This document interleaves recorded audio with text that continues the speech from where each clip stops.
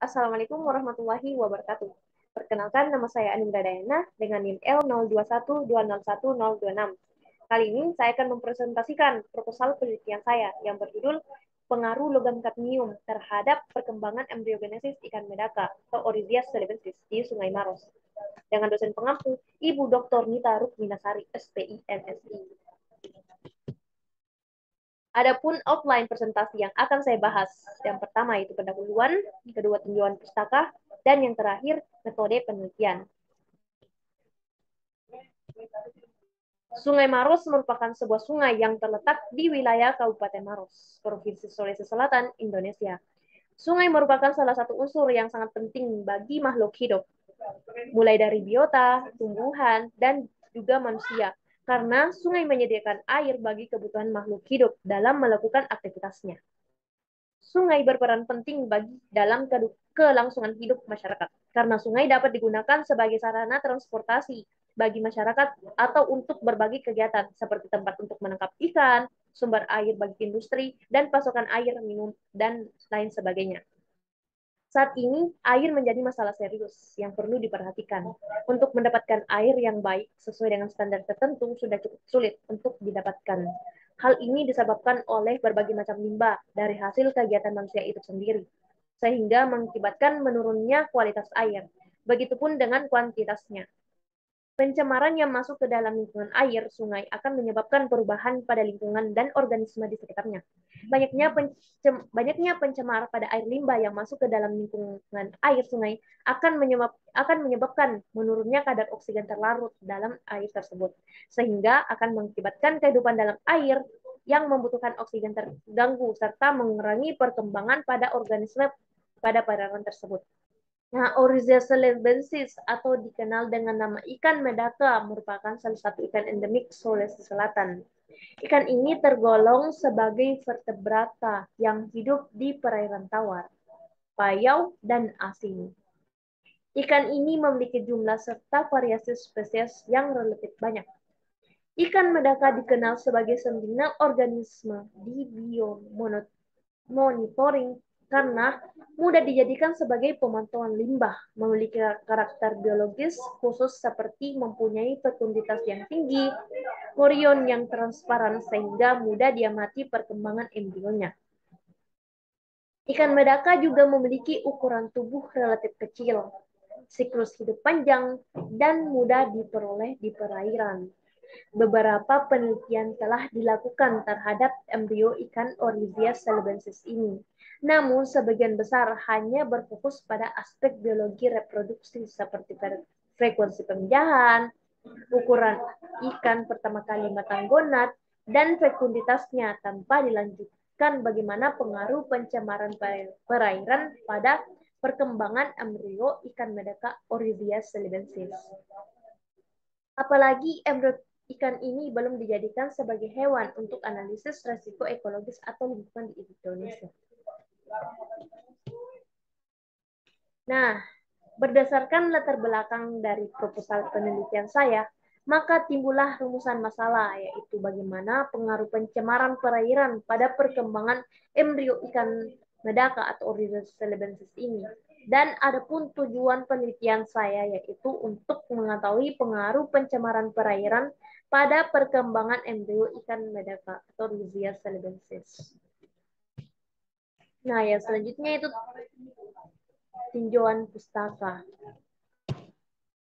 dengan nama ilmiah Oryzia celebensis.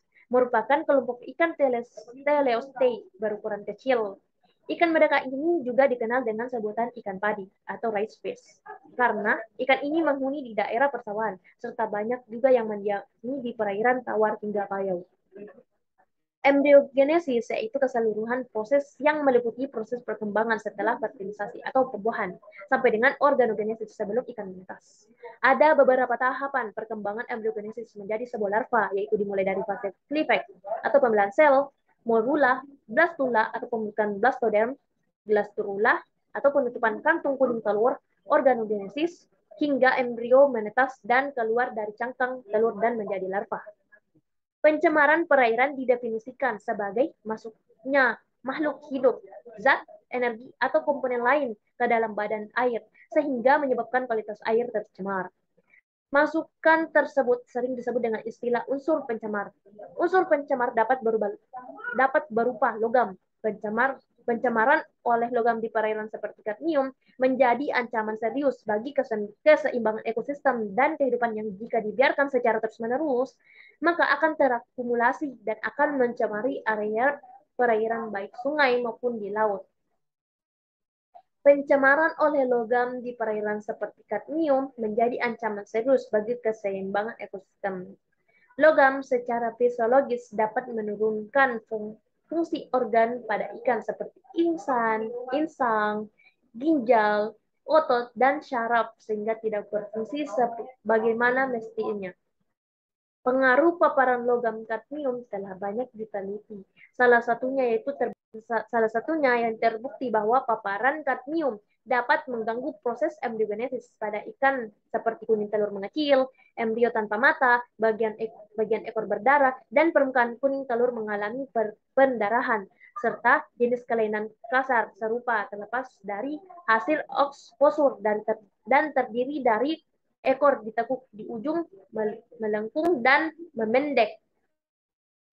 Ikan medaka ini memiliki beberapa keuntungan sehingga menjadikan ikan ini populer sebagai ikan model. Di antaranya adalah ukuran ikan relatif kecil yang berkisar 4-5 cm yang memiliki daya tahan tubuh yang cukup kuat sehingga memungkinkan dipelihara dalam berbagai wadah dan berbagai kondisi penelitian.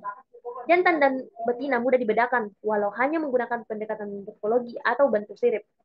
Cenderung memijah sepanjang hari, ukuran telur relatif besar dan transparan sehingga mudah untuk melakukan penelitian manipulasi atau rekayasa pada stadia embrio. Umur dari satu generasi ke generasi berikutnya cukup pendek, yang berkisar 2-3 bulan, sehingga dalam 1 tahun sangat memungkinkan diperoleh 4-5 generasi.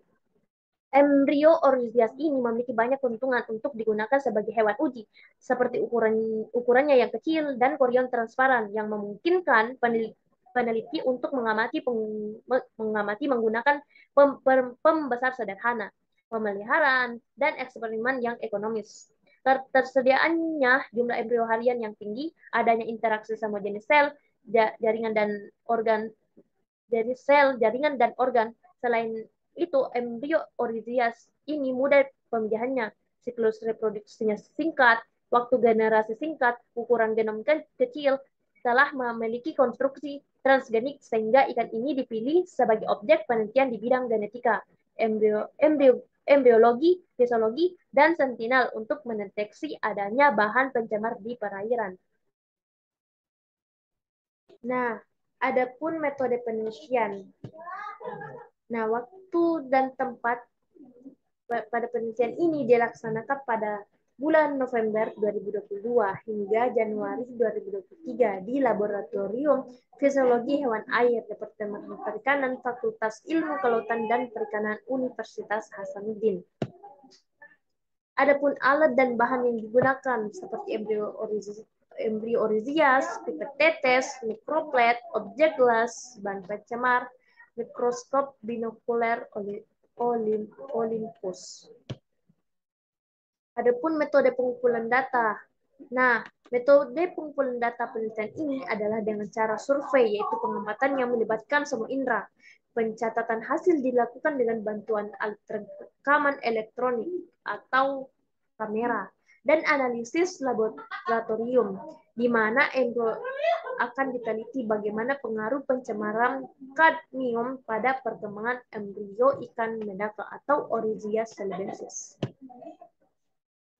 Nah, adapun metode yang digunakan yaitu metode purposive. Nah, variabel pada penelitian ini yaitu konsentrasi logam kadmium.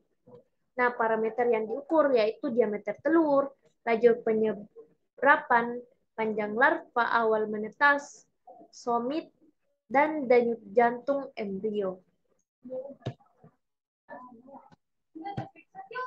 Dan dari